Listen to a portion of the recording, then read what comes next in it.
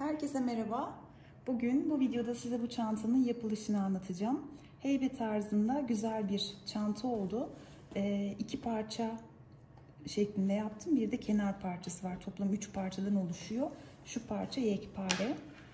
Bu çantayla alakalı size söylemek istediğim tek bir şey var. O da sayıların çok değişken olması. Çok deneyerek, size göstermeden önce çok fazla deneyerek bitirdim çantayı. Muntazam olabilmesi için. Bu dönüş olan kısımlardaki çiçeklerin sayıları vesaire sürekli olarak değişiyor. Dolayısıyla bu çantayı yapacaksanız lütfen videoyu durdura tane tane teker teker yapın, yanlış olmasın. Güzel bir çanta olduğunu düşünüyorum. Günlük kullanıma çok uygun oldu. Bu şekilde yine bir astar kullandım içerisinde. Astarsız çanta pek sevmiyorum. Çıt çıtlı güzel bir çanta oldu. Eğer kanalıma abone değilseniz lütfen abone ol tuşuna basalım ve başlayalım. Kağıt ip ve 3 mm tığ kullanacağız. İpin uç kısmından 1 metre kadar bir pay bırakıyorum.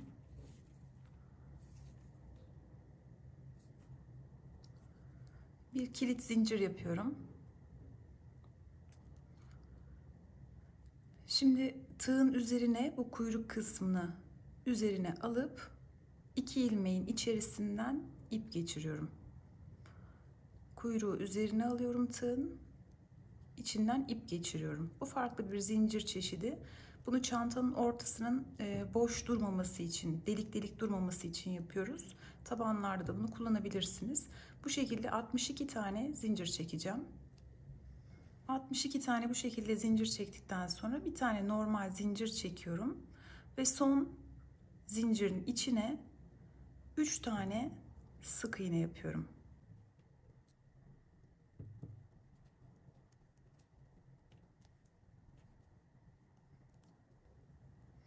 Üç sık iğneden sonra sıradaki zincirin içine giriyorum ve diğer uca kadar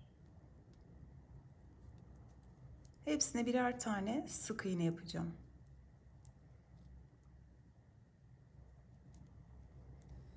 ...59...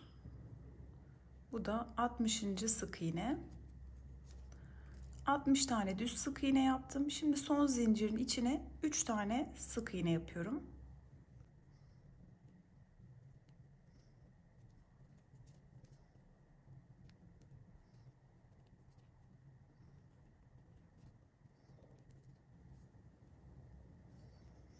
Bu sırada işaretlemeyeceğim ama bundan sonraki sırada buraları işaretleyeceğim. Dönüş kısımları 3'er tane şu anda. Yeniden 60 tane sık iğne yapıp karşı tarafa geçiyorum. 60. sık iğneyi yaptım. İlk baştaki üçlünün ilkine girip bağlıyorum ve bir zincir. Şimdi düz olan kısımları işaretlediğimiz için şurası bizim ilk sık iğnemiz. Onu işaretleyeceğim.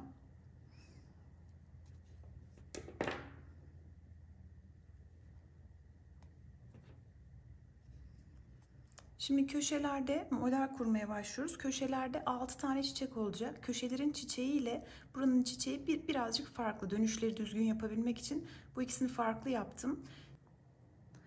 Şimdi 2 tane daha zincir çekiyorum. Yani sıra başlangıcında toplam 3 tane. İkincisinin içine giriyorum. Birincisinin içine giriyorum. Bir de dibine, kendi dibine girip 4 ilmeği tek seferde topluyorum. Bir zincir. Bu boşluğun içine bir tane daha yapacağız. Son deliğin içinden bir ilmek çıkardım. Bir tane en sondaki ilmeği aldım. Bir de sık iğnenin içine girip bir tane daha aldım. 4 topluyorum. Bir zincir. Birinci sık iğneye 2 tane yapmış olduk. Bunları da 2'şer tane yapacağız. Yine aynı şekilde bir tane buradan, bir tane çiçeğin içinden, bir tane sıradaki sık iğneden alıyorum, topluyorum. Zincir, bir buradan, bir tane çiçekten, bir tane dibinden ip alıp topluyorum. 2, 4 oldu. Buna da 2 tane çiçek yapacağız.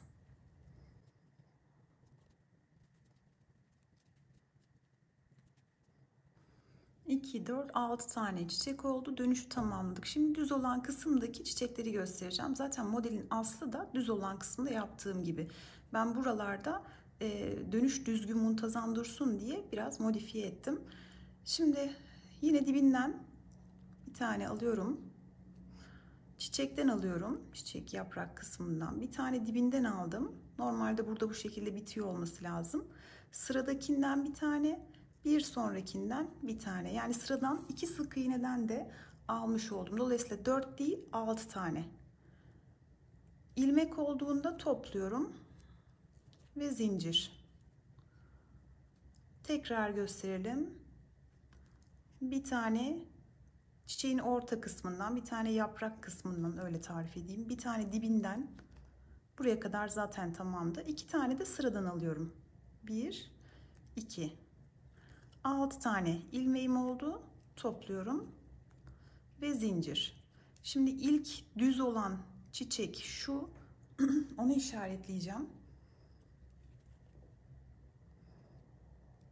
Düz olan çiçeğin orta kısmını işaretliyorum. Yaprak kısmını değil, orta kısmını. Çünkü bir sonraki sırada çiçeklerin ortalarını kullanacağız. O yüzden orayı işaretledim. Şimdi sıranın sonuna kadar düz çiçek yapmaya devam ediyorum.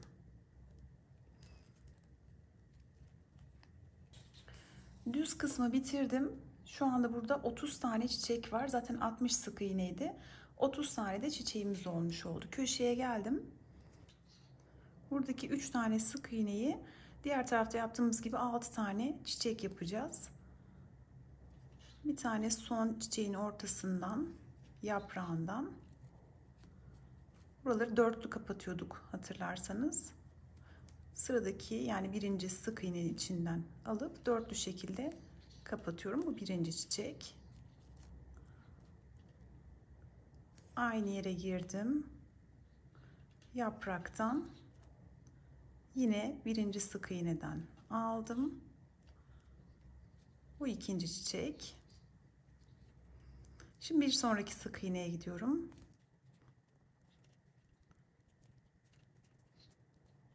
Üç oldu. 4.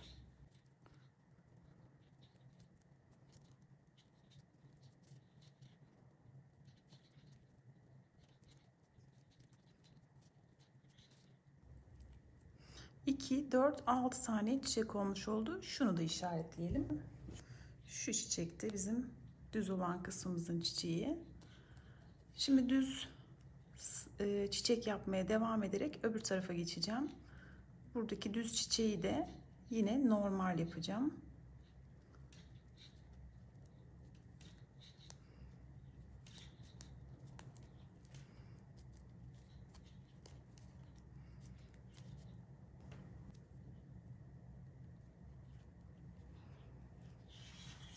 Bu tarafa kadar normal çiçek yaparak devam ediyorum. 30 tane olacak. Son birleştirmeyi burada biraz farklı yapacağız. Daha muntazam durabilmesi için.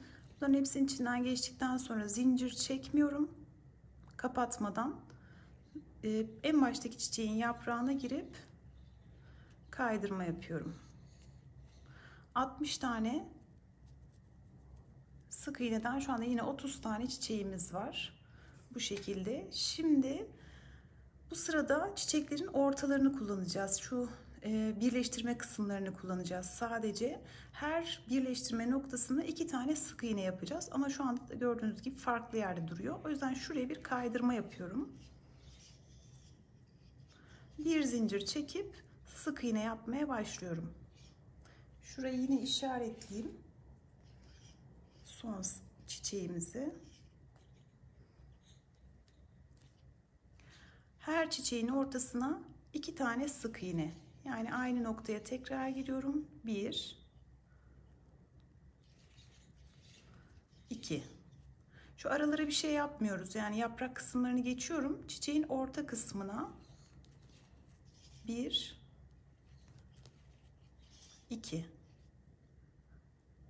yine çiçeğin ortasına, ilmekler daha küçük görünüyor zaten. Oradan da anlayabilirsiniz veya sayın. Şu ortaya. Düz olan kısımda da köşelerde de aynı işlemi yapacağım. Her çiçeğin ortasına 2 tane sık iğne yaparak bir sıra döneceğim.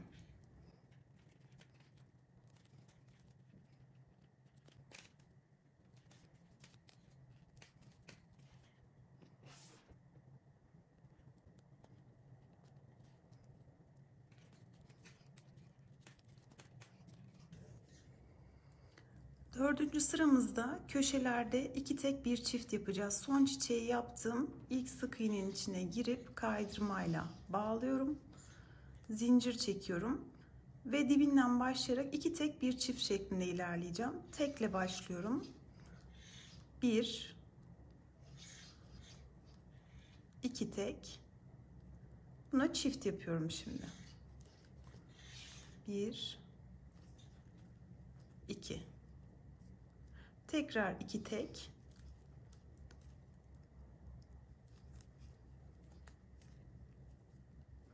Buna çift. 12 tane sık iğnemiz vardı. 4 tane artırmış olacağız. Kenarlarda 16 tane sık iğne olmuş olacak. Düz olan kısımlar zaten değişmiyor.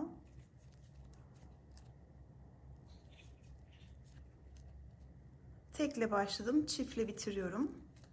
16 tane sık iğne olmuş oldu şu anda. Diğer taraf için de aynısını yapacağım. Yine şuraya kadar devam edeceğiz. Sıra sonuna geldim. Kenarlarda 2 tek bir çift yaptım. Düz olan kısımlar değişmiyor. 60 tane zaten. İlk sık iğnenin içine girip bağlıyorum. Bir zincir.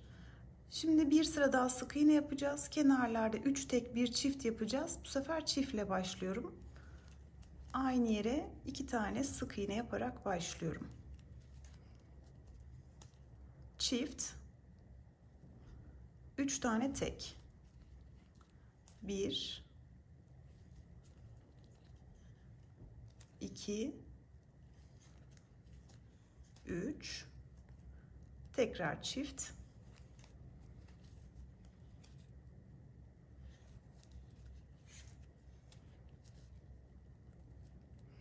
Çift, 3 tane tek. Çift, 3 tane tek şeklinde bu köşeyi tamamlayacağım. Çiftle başlamıştık. Tekle, yani 3 tekle de bitiriyoruz. Kaç artış yapmış olduk? 1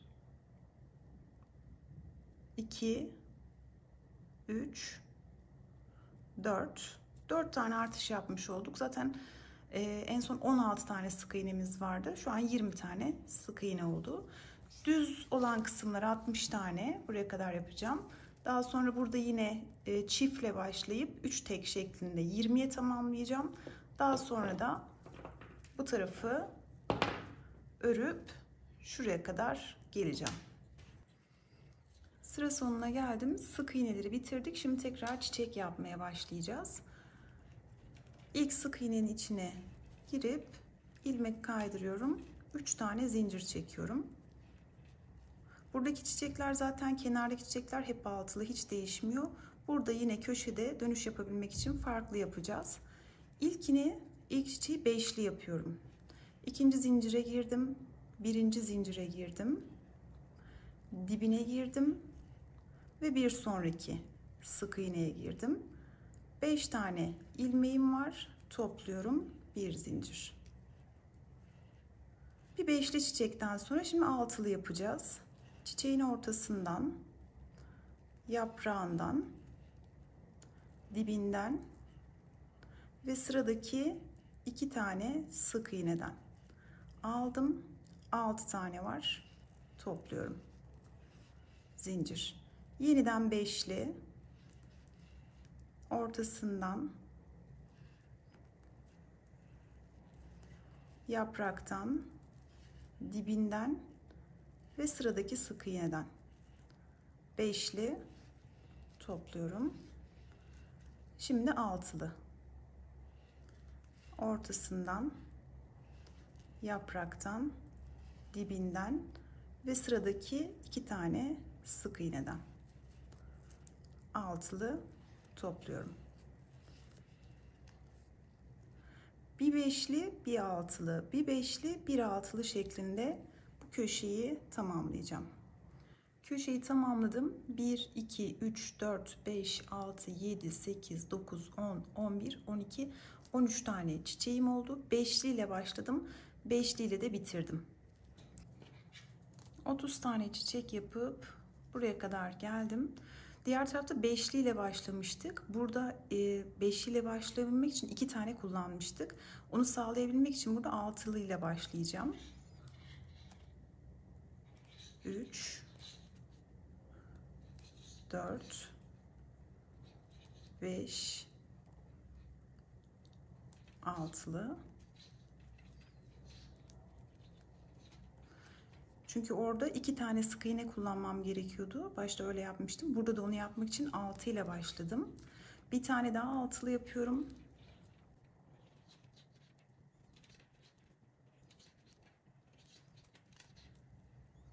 Altı taneyi çektim.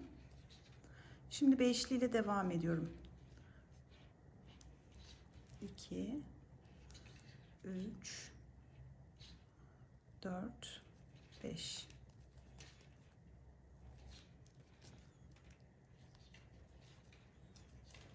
Yani sadece şu farklı. Bunu beşli değil altılı yaptım. Geri kalanı aynı.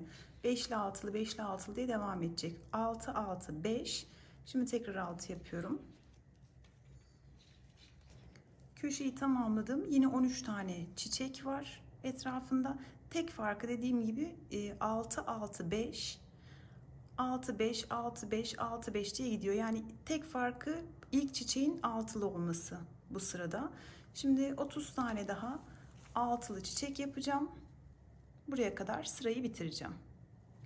Sıra sonuna geldim. Şu anda örgümüz bu şekilde görünüyor. Çiçeklerin birleştirmesini daha önce gösterdiğim gibi son kısmı zincirini çekmeden bir sonraki çiçeğin yaprak kısmına bu şekilde bağlıyoruz. Bir zincir kaydırma yapıyorum. Çiçeğin ortasına geçeceğim. Bir zincir çekip buradan başlayacağım. Şu çiçeği yeniden işaretliyorum. Son çiçek o. Bir sıra sık iğne yapacağım. Bütün çiçeklere orta noktalarını kullanarak 2 tane sık iğne yapacağım. Şurada yapmıştık. Şunun bir üst sırasında, şu sırada yaptığımız gibi her çiçeğe buradakilerde, köşedekilerde hepsine 2 tane sık iğne yapıyorum. Köşeyi tamamladım. Şu an 26 tane sık iğne var. 13 çiçek vardı. Her birinde 2 tane, 26 tane sık iğne var. Düz olan kısımlardaki çiçeklere de yine 2 tane yapıyorum.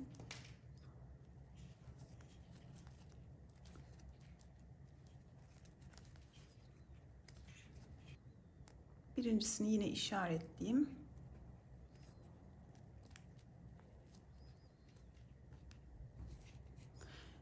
İki tane olacak şekilde buraya kadar devam edeceğim. Burada da yine bütün hepsine 2 tane yapıp sırayı burada bitireceğim. Sıra sonuna geldim. İlk sık iğnenin içine girip birleştirip zincir çekiyorum. Burada 26 tane sık iğnemiz var şu anda. Artış yapacağım. 6 tek, 1 çift, 3 tek, 1 çift, 4 tek. Daha sonra tersine döneceğim. 1 çift, 3 tek, 6 şeklinde. Bunu buraya not olarak yazacağım. Biraz karışık olduğunu biliyorum. 6 tane tek. 2, 3, 4, 5, 6 tek. 1 çift.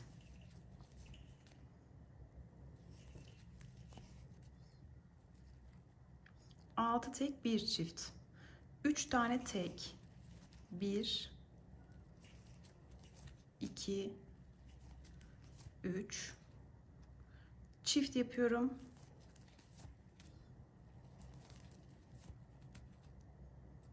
Dört tane tek.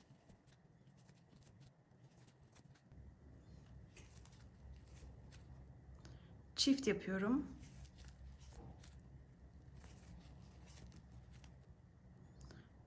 Üç tane tek.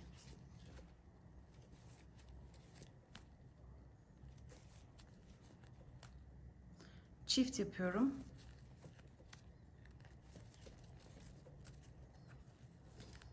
Altı kalması lazım. 2, 4, 6. Evet, bunlar da tek.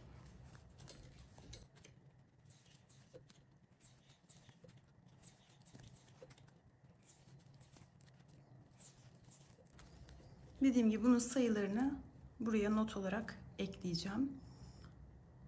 Bu şekilde köşeyi dönmüş olduk. Buralar zaten düz sık iğne 60 tane. Burada da aynı işlemi yapacağız. Buradan düz bir şekilde gelip şurada tekrar devam edelim. Sıra sonuna geldim. İlk sık iğneye birleştiriyorum. Şu anda kenarlarda 30 tane, burada 30 tane sık iğne var. 6'ya bölünebildiği için 5 tek 1 çift yapacağız. 5 tane tekle başlıyorum. 1 2 3 4 5 çift.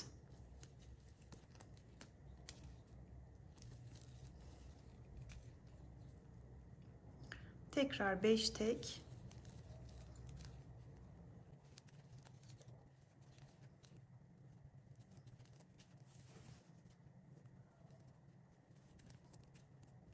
Çift yapıyorum.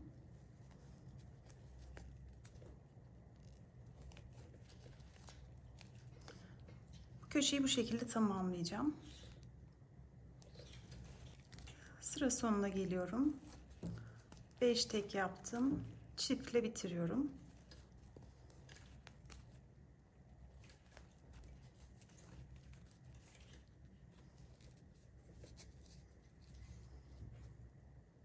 Beş tek bir çift, 5 tek bir çift, 5 tek bir çift şeklinde burayı tamamladık.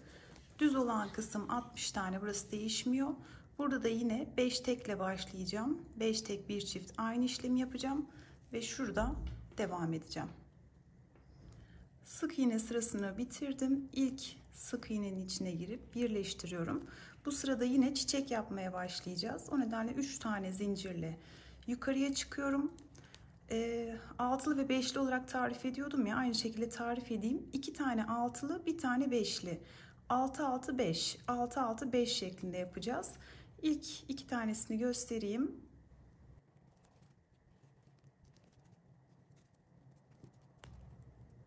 Altılı topluyorum. Zincir.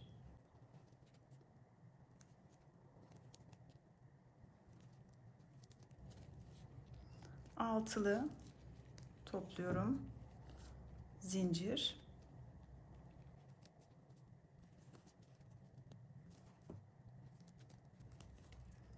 3 5 tane topladım. Sıra sonuna kadar bu şekilde devam edeceğim. 6 6 5, 6 6 5 şeklinde burayı bitireceğim.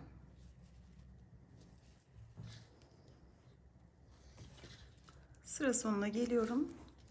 2 tane altılıyla bitiyor.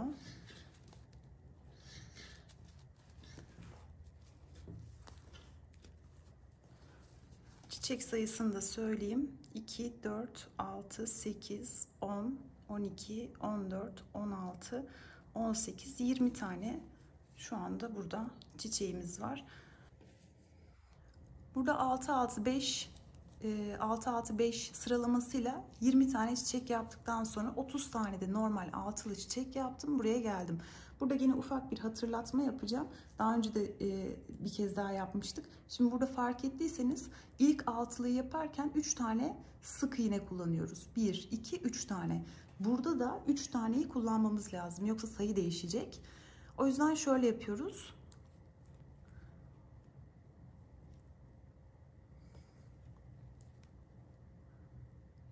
Şimdi bu ilk sık iğne değil. Bu zaten bunun sık iğnesi. O yüzden benim 2, 3 tane birden kullanmam lazım. 1, 2, 3 tane alıyorum. Yani buranın ilk çiçeği yine farklı oldu. Gördüğünüz gibi 7'li topluyorum.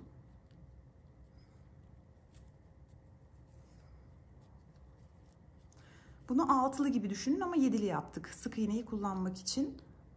Şimdi tekrar 6'lı yapıyorum.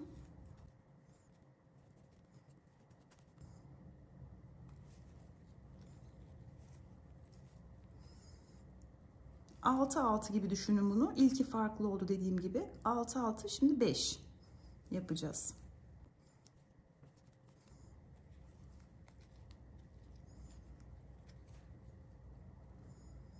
Tekrar altılı yapıyorum.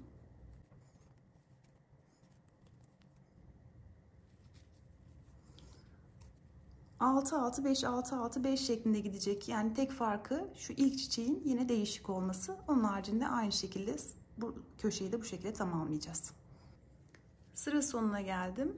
Kaydırma yapacağım. Çiçeğin ortasına geliyorum.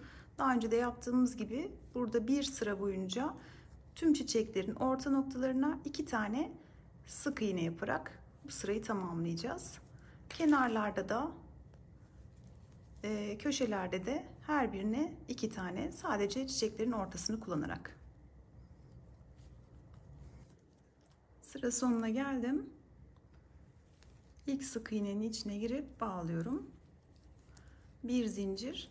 Şimdi çiftle başlayarak 7 tek bir çift yapacağız. İlkine çift yapıyorum.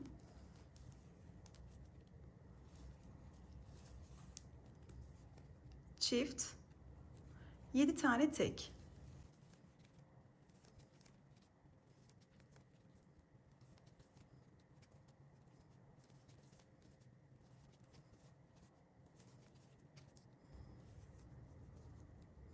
Bir çift, 2, 4, 6, 7 tane tek. Bir çift, 7 tek, bir çift, 7 tek. Şuraya kadar geleceğim. Köşeyi tamamladım. Burada 40 tane sık iğnem vardı. 5 tane de artırdım. 5 noktada artış yaptım. 45 tane sık iğne var şu anda burada. Düz kısımlar zaten aynı. Bu köşeye de aynı işlemi yapacağım. Çiftle başlayıp 7 tekle bitiriyorsunuz. Daha sonra sıra sonuna kadar, şuraya kadar gelip devam edeceğim. Sıra sonuna geldim. Birleştirip bir zincirle çıktım. Aynı noktadan başlayarak bu sefer de 8 tane tek bir çift yapacağız. Tekle başlıyorum. 8 tekle.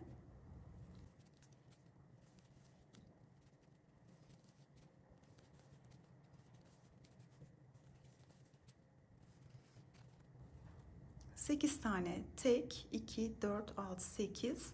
Şimdi çift yapıyorum buraya.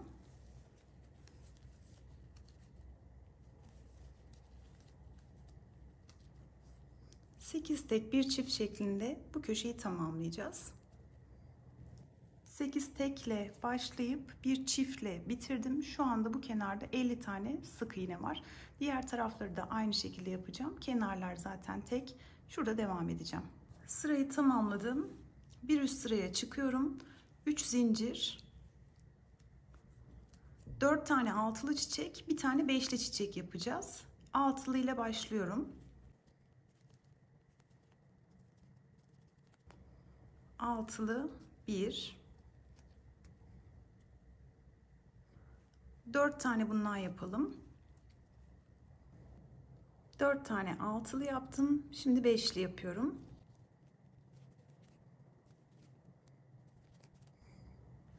Beş tanesini kapattım. Bu şekilde 4 tane altılı, bir tane beşli şeklinde burayı döneceğiz.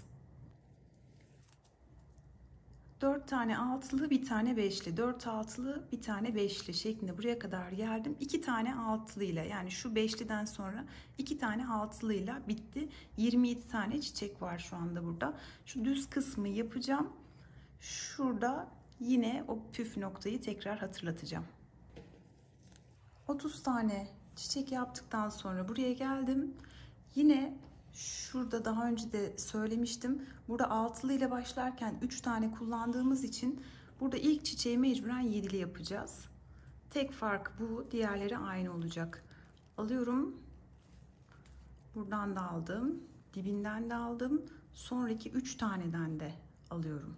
Yani ilk 3 sık iğneyi kullanmam lazım. Çünkü öbür türlü sayı farklı olur. 7 tane topluyorum. Bunu altılıymış gibi düşünün ama 7'li. Şimdi 3 tane altılı, bir tane beşli. Yani 4 al, diğer tarafta yaptığımız şeyin aynısını, buradaki işlemin aynısını yapacağız. Tek farkımız bu ilk çiçeğin 7'li olması. Sırayı tamamladım. Artık son sıraya geldik. Çiçeğin ortasından kaydırma ilmekle geldim. Yine aynı şekilde bütün çiçeklerin ortasına ikişer tane sık iğne yaparak sırayı tamamlıyoruz. Her çiçeğin ortasına 2 tane sık iğne. Tamamını ikişer tane sık iğne ile etrafını döndüm. Artık bu parçanın işi bitti. Bunu kesebilirim.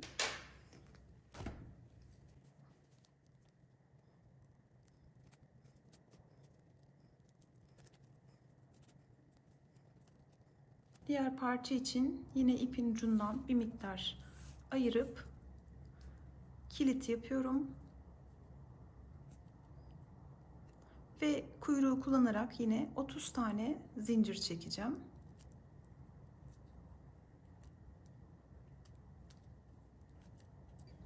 ...30 zincirden sonra bir tane de normal çekiyorum. Ve kalın olan zincirin içine girip bir sıra sık iğne yapacağım.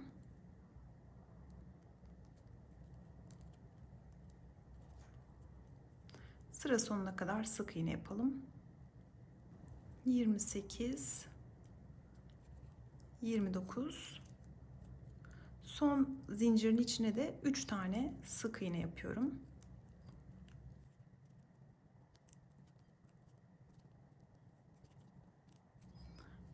Şimdi terse dönüp yine sık iğne yaparak örgünün başına kadar geleceğim. Örgünün sonuna kadar sık iğne yaptım. Çiçekler bu yüzde olsun istediğim için, bu tarafa da geçemediğim için bu şekilde bu ipi kesiyorum.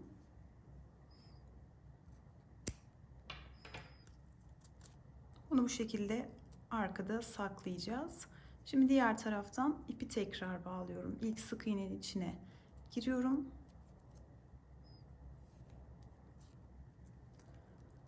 İp alıp 3 tane zincir çekeceğim.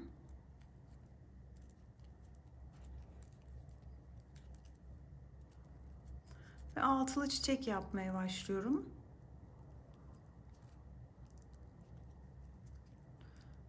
Diğer önceki parçada yaptığımız gibi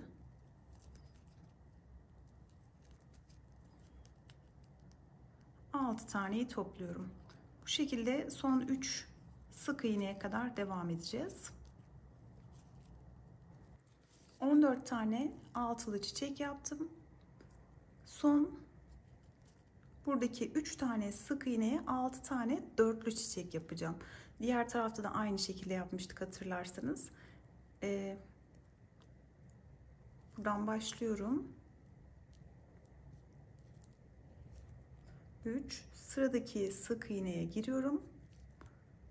İp alıyorum ve dörtlü şekilde kapatıyorum. Bir zincir, yine çiçeğin ortasından, yapraktan, bir de dibinden alıyorum. Dörtlü şekilde kapatıyorum. Bir zincir, diğer çiçeğe geçiyorum.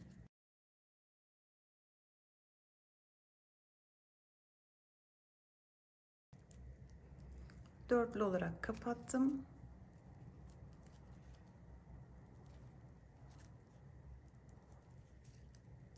Aynı dibinden.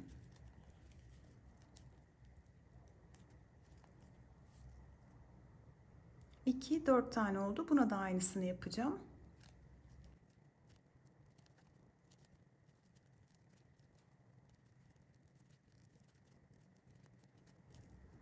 İki, 4, 6 tane çiçeğimiz oldu. Bunları yine işaretleyeceğim. Buradan itibaren yine altılı çiçekler yaparak sona kadar gelelim. Burada 14 tane altılı çiçek yapıp sıra sonuna geldiğinizde 3 tane sık iğne kalmış olacak. Kafanız karışmasın, yanlış yapmadınız. Bunun sebebi şu: 28 değil 29 sık iğne ile başladık.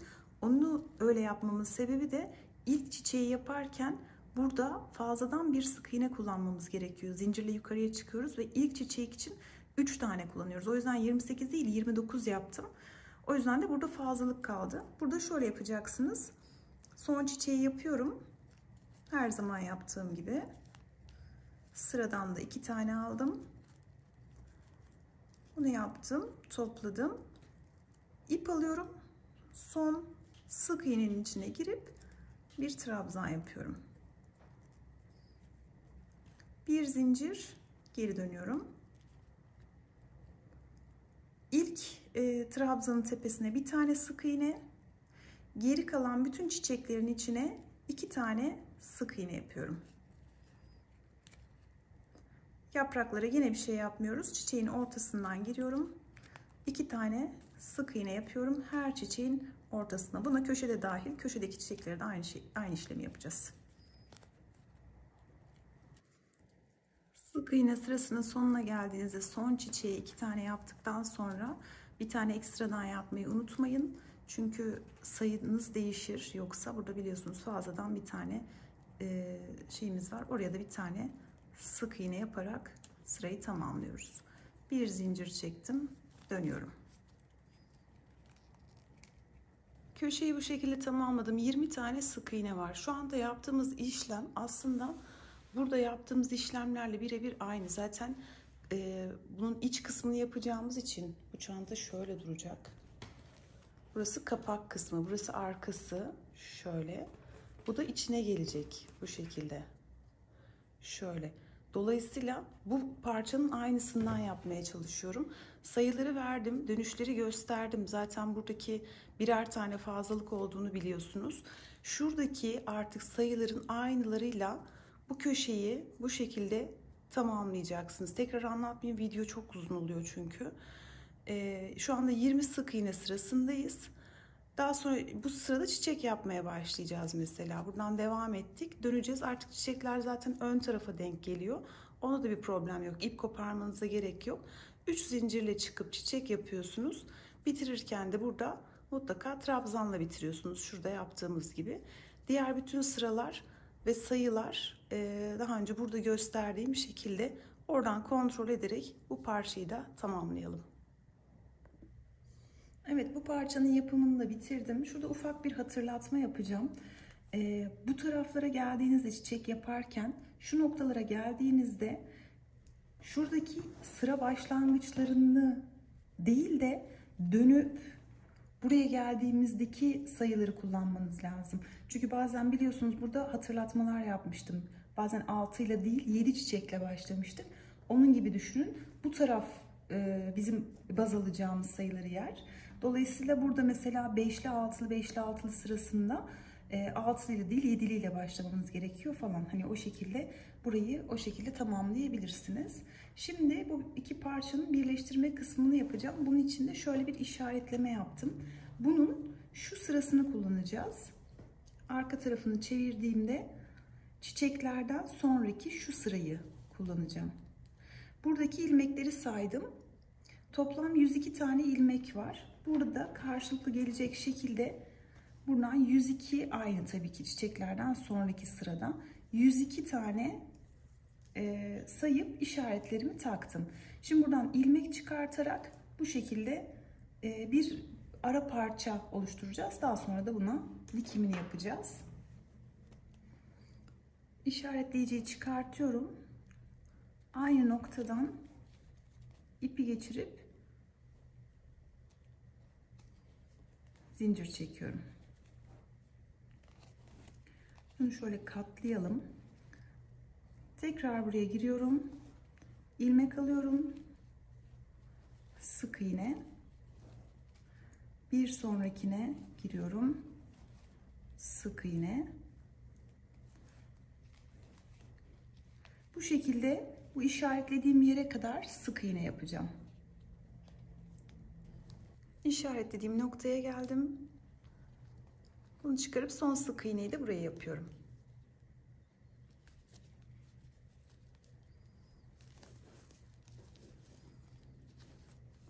Bir zincir çekiyorum. Örgüyü ters çeviriyorum. Bu sefer dışarıdan içeriye doğru bu şekilde. Şuraya kadar yine sık iğne yapacağım. Bu şekilde gidip geleceğiz aslında. Ve şöyle bir kabartı oluşturacağız. Bunu kapağa göre ayarlayabilirsiniz veya istediğiniz bir oranda. Şimdi ben kapak kapandığında nasıl durmasını istiyorsam o kalınlıkta burada bir parça bırakacağım. Kapağın böyle durmasını istiyorsanız daha kalın yapın. Tam durmasını istiyorsanız daha ince yapın. Bu şekilde bir ek parça yapacağız bu araya. Bunu yapıp dönüyorum. Toplam 5 sıra ördüm burada. Şimdi üstüne burası ön yüzü dışarıya bakacak şekilde bu şekilde koyup bu ikisini birleştireceğim. Yine aynı yerden şu hattı takip ederek bu ikisini buradan birleştireceğim. İsterseniz tığla, isterseniz iğne iplikle bunu birleştirebilirsiniz.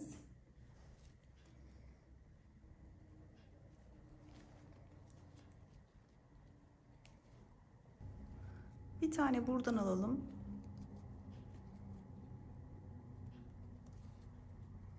Bir tane sıradaki ilmekten alalım.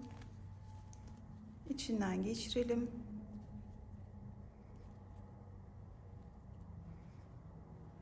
Hepsinin içinden tek seferde geçip kaydırma gibi düşünün. Gösteremiyorum. Şöyle buradan aldım. Sıradakinden aldım. Bir ip alıp hepsinin içinden geçiyorum şu anda. Her birine bir tane yaparak zaten sayıları eşitti.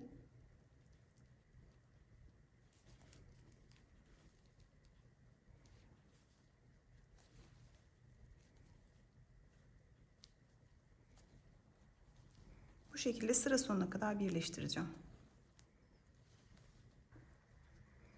Bu kısmın birleştirmesini yaptım. Bu şekilde düzelteceğiz zaten.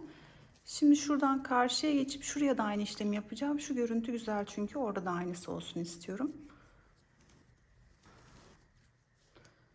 Şuradan biraz kaydırma yapacağım.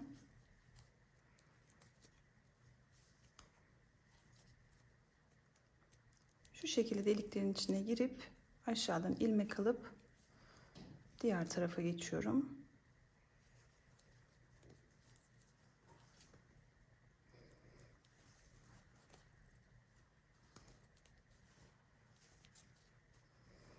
Burada da aynı işlemi yapacağım. İçeride olduğu için birazcık daha zor olacak tabii ki ama şöyle göstereyim. Bir sonraki ilmeğin içine giriyorum. Aşağıdan ip alıyorum. Yukarıya çekip tığımdakinden geçiriyorum. Bu şekilde şuradaki gibi bir görüntü elde edeceğiz. Bu hattı sonuna kadar buraya kadar yapalım.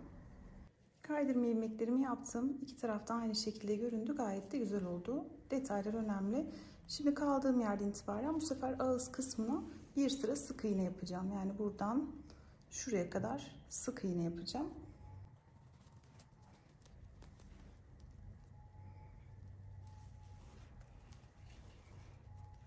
Buradan başlıyorum. Her deliği kullanarak bir sıra sık iğne yapalım.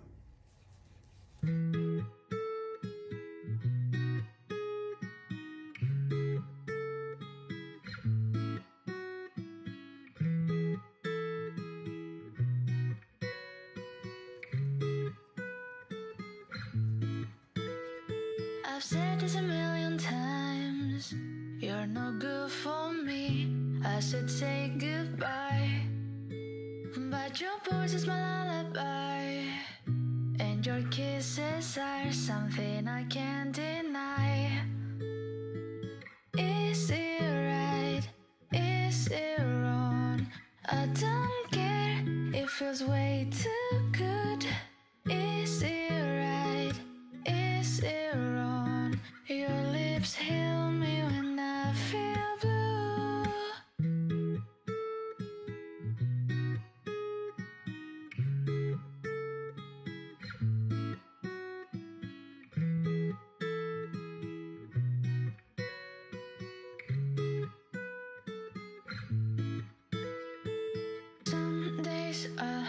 say you're the one I hate. But I wake up in your bed again. Some days I say I will run away. Çantamızın yapımını tamamladık. Hoş, güzel bir çanta oldu. Umarım sizler de beğenmişsinizdir. Yaparsınız ve güzel günlerde kullanırsınız. Bir sonraki videoda görüşmek üzere. Hoşça kalın.